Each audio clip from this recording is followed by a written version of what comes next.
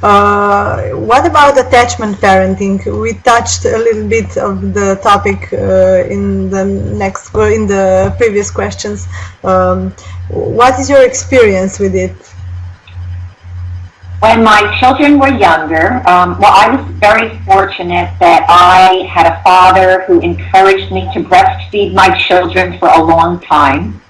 And he told me that my mother only nursed me for 2 weeks, and then her doctor discouraged her, and my father was very upset about that. So he encouraged my sister and I to nurse our children for a long time, over a year, he said. And so I followed what he said, and in doing that, I was giving my children a lot of what I call skin-to-skin contact, holding the baby against the mother's skin from the moment the baby is born. The baby must be held against the mother's body, against the mother's skin, from the moment that the baby is born. Mm-hmm. Okay? Because the cortisol, which is the stress hormone that baby will feel, will be decreased. Mm-hmm. And the endorphins, the happy hormones, will be increased. And baby needs to feel right with itself and the world. And the only way the baby can feel right with itself and its world is by being held against the mother's skin. And there have been studies done that show that the skin-to-skin contact results in increased trust and emotional bonding with the most important figure in the baby's life, the mother. And long-term studies have also shown increased intelligence scores from babies who are held from birth in the first hours after birth and the first month of life against the mother's skin. Mm-hmm. So that means that the mother should have the support of her partner, of her spouse, and that the spouse is there to make sure that the baby can be against the mother's skin, and even in the shower. The mother should really not be driving in the months of the baby's life. Let other people buy food and get the things that the mother and the baby need. Mm-hmm. The mother needs to put all of her priorities into her precious baby. And that means being there for that baby 100%, or as much as possible. I tell women, because many women come to me and say, I need to work. I absolutely need to work. There are some jobs that will let you bring your baby. I also encourage women to try to work through their home, if they can, to get home employment so that they can be there with their baby. I also feel that the baby has to be the priority, but for a woman who has to work, at least the first month of life, carry your baby against your skin as much as you can. Mm-hmm. I think the limits are always challenging when speaking of educating children. How is with putting limits at attachment parenting? I tried to put limits at the beginning. I feel that if we are following this kind of attachment parenting, our children grow up to be very self-assured. And I don't believe that there will be the same kinds of conflicts. Very often, the child is self-confident and the child understands what the parent is trying to express when the parent explains something. I have a friend who practiced skin-to-skin contact carrying her baby for the first year of life.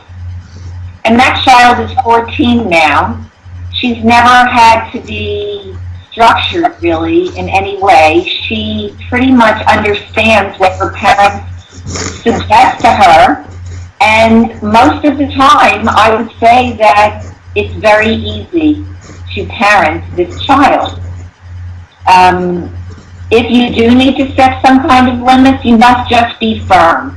And there have been times, like if my kids tried to cross the street and there was a car coming, I certainly was not going to just let them run across the street. So we need to set some kind of firm boundaries. So where we are going to be firm, we set a limit there and we just are firm about it, and that's just the way it is.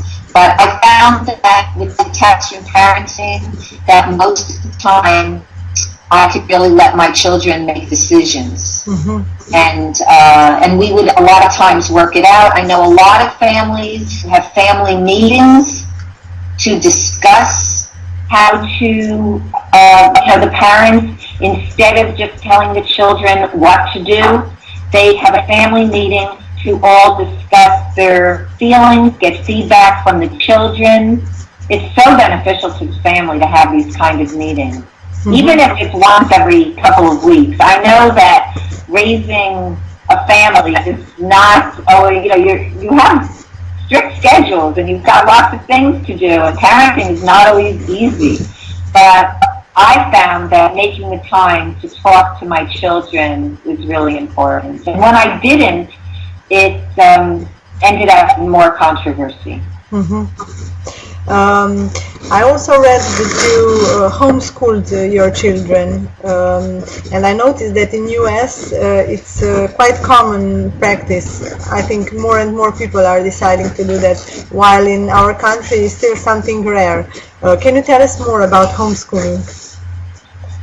Well, my children were in school. My son had been in nursery school and then in kindergarten. I don't know if you have kindergarten in Europe, but it's when they're about 5 years old. It's sort of the in-between program between going from the nursery school, where they just are playing, into the first grade, where they're increasing their work schedule. So when he was in kindergarten, he was already very bored and he was running out of the classroom, and the teacher was telling me to reprimand him before he came to school. And it was difficult. He was crying every day. And my daughter was in 3rd grade. She was very popular, and she was in the gifted program, which at that time was 2 times a week, doing logic puzzles and other kinds of games during the week. But most of the day, my daughter was sitting and listening to a lecture from the teacher. And my daughter was a very creative, imaginative child, and I was very unhappy that she was sitting and listening all day. I suggested some projects to the teacher, but she did not follow through on those projects, and I was very disappointed.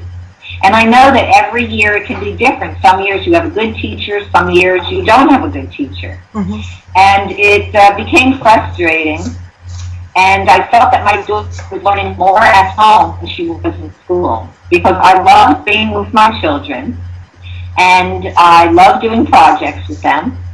And when they came home and they were able to do a lot more of what they loved, I found that they learned more. My daughter was very interested in writing, and at school the teacher told me that she was so interested in writing that she did not want to switch to mathematics. And it was a problem in the classroom because it was a management issue. She could not let my daughter sit and write all day when all the other children were being told that they had to switch to other subjects. And so it became difficult because my daughter loved writing, and I thought that she should be able to write as much as she wanted. And I thought that was a good thing. So she came out of school, 3rd grade, and I started a creative writing club. And many children, many homeschool children came to my home, and we all wrote together. Everybody wrote, and we all shared our writing, and that club went on for 6 years. And sometimes my daughter would like math, But whenever we pressurized her to do it, it became a controversy. It became much better to wait until she really wanted to do it. And she did. She did want to do it later on because she had decided that she wanted to go to college. So later on, she was doing math. So, you know, I think it is nice to have support from a homeschooling community, which we did. I don't recommend people doing it in isolation. I think it can have some social ramifications for children. But if people can set up a homeschool community, then it can work really well. So my children had both school friends, because they participated in town sports and in community theater. So they had many friends in town, and they also had friends through homeschooling. Mm-hmm. So, but even in countries where where families feel that they cannot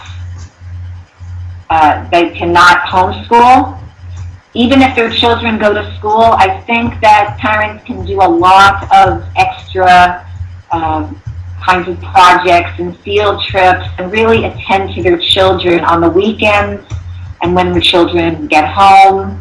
And parents who are on the same page with the nutrition and following a healthy lifestyle, very often if the two parents, if the spouses support each other with nutrition and healthy lifestyle, then very often, even if the children go to school, they will follow the values of their parents. Mm-hmm.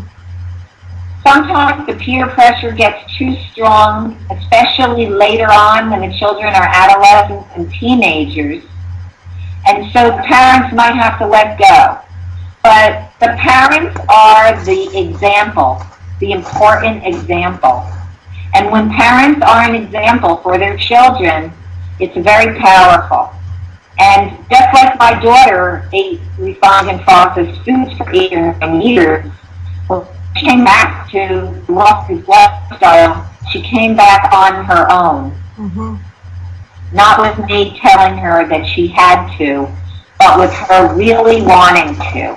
Mm-hmm. It became important to her because she wants to have a healthy future.